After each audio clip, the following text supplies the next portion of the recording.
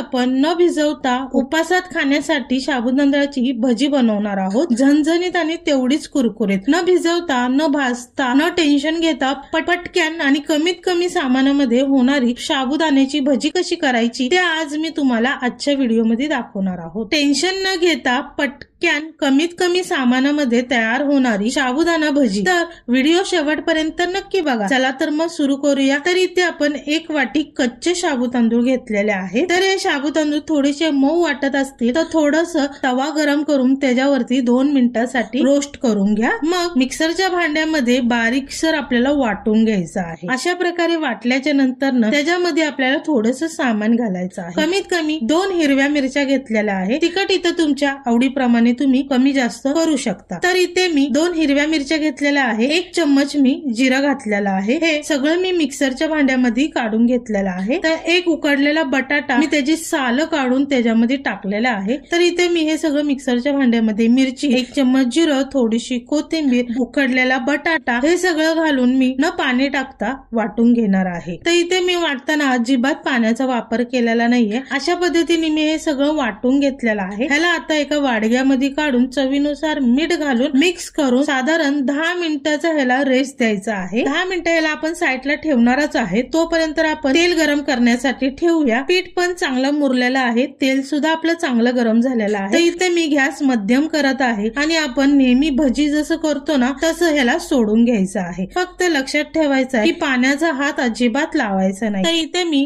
थोडं पाण्याचा हात लावून सुरुवातीला मी भजी सोडत होते। तर इथं सगळे भजी तेलामध्ये फुटत होत्या। तर इथे मी झाकण ठेवलंय, तर तुम्ही बघू शकता कसे ते उडत आहेत, अंगावर सुद्धा 1-2 येत होते, त्यामुळे मी झाकण ठेवलेलं आहे। तर मी इथे दुसरा बॅच न पाणी वापरता सोडलेले आहे। तर हे भजी सोडताना सुरुवातीला एकमेकांना चिकटतात, जसजसं भजी भाजू लागली की ते एक मोकळे होतात। सेम आपल्या नॉर्मल भजी सारखेच आपल्याला साबुदाण्याची भजी सुद्धा भाजून घ्यायचं आहे। तर ह्या भज्यांचा रंग चेंज होत नाही, सेम असाच राहतो। थोडस कुरकुरीत वाटलं की प्लेट मध्ये काढून घ्यायचंय। बघा मी इथं भजी काढून दाखवते, तुम्ही फक्त भज्यांचा आवाज ऐका।